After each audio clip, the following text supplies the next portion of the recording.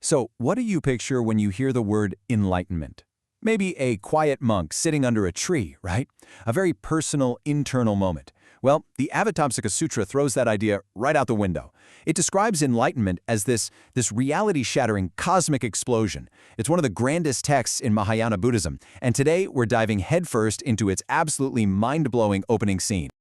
Right at the beginning, we get this classic line, "Thus I have heard." Now, this isn't just some fancy, old-fashioned way to start a story. Think of it as a stamp of authenticity. It's like someone is saying, "I was there. I heard this directly."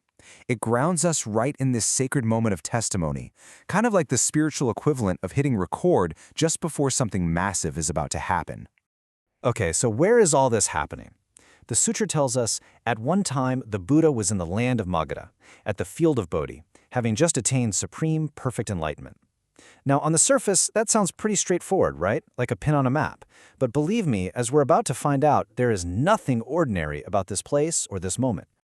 Yeah, the sutra makes it crystal clear right from the get-go that this isn't just about a man under a tree. The Buddha's enlightenment is shown as this cosmic event on a scale that's almost impossible to wrap your head around. It's an event so powerful that it literally transforms the fabric of reality itself, sending ripples through all of space and all of time. So let's zoom in on the setting itself, the Bodhi field. And I want you to just forget any picture you might have of a dusty patch of ground in ancient India. That's not what we're talking about here.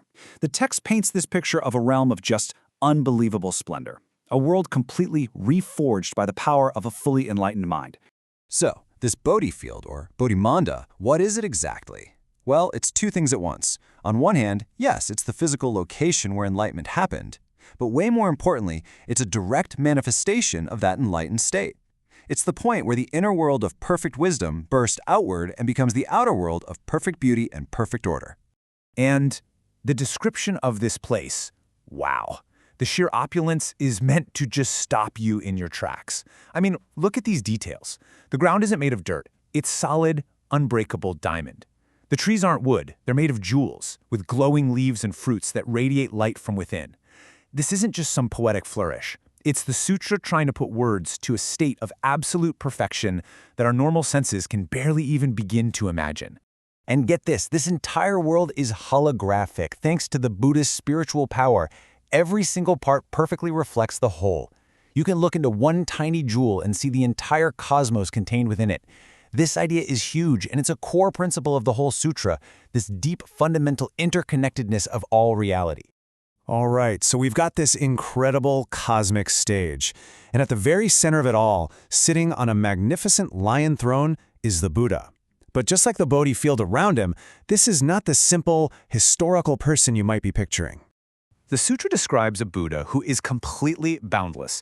His body isn't just a physical form, it fills every single world across all of space and time. His voice isn't just a sound that travels, it's a universal teaching that can be heard and understood by every being in their own language, all at the same time. And his wisdom, it doesn't just know about the past, present, and future. It enters them, seeing them all as one single unified reality. He is right here, and he is absolutely everywhere, all at once. And just when you think your mind can't be bent any further, the sutra drops this on you. It says that from every single pore of the Buddha's skin, you could see all the worlds of the entire universe, all contained inside, without them bumping into each other or getting in the way. I mean, just try to picture that. This image is specifically designed to completely shatter our normal ideas about space and scale. Now, as amazing as all this is, the Buddha wasn't alone in this incredible moment. He was surrounded by this vast, you could say oceanic, assembly of beings. And we start with the great bodhisattvas. These are the beings who are striving for enlightenment purely for the sake of helping everyone else. So just how big was this assembly? The sutra uses this absolutely breathtaking metaphor to try and give us a sense of the scale. It says the number of bodhisattvas there was equal to the number of tiny dust motes you'd find in 10 entire Buddha worlds. It's a number that's not meant to be calculated. It's meant to convey infinity. And these weren't just a crowd of followers, you know? These were highly advanced masters, absolute titans of wisdom and compassion. They had been practicing alongside the Buddha for countless eons, sharing the very same vows, the same aspirations. Their connection runs deep, really deep.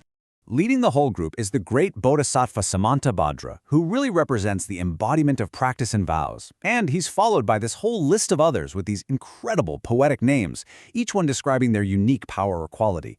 And you have to remember, what we see here is just a tiny, tiny glimpse of this immense ocean of bodhisattvas who showed up.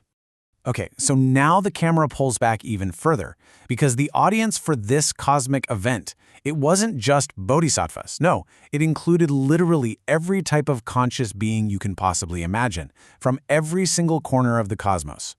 The text just gives us these amazing lists. You've got these guardian spirits wielding diamond weapons. You have deities of the mountains, the forests, the rivers, the oceans. Even deities of fire, wind, and space itself. Then you have all the kings from the celestial realms, dragons, you name it.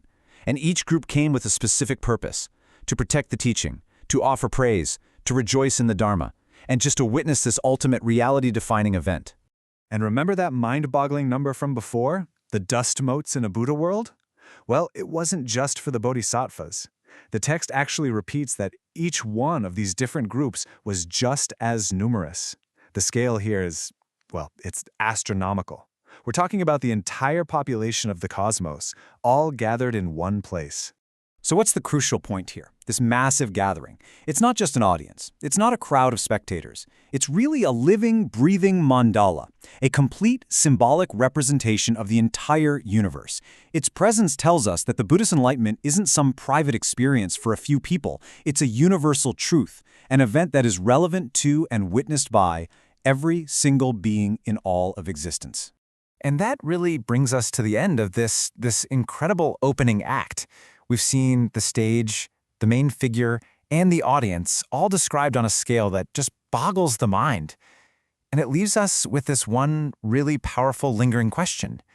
If all of this magnificent cosmic gathering, is just the audience, then what in the world must the teaching itself be like?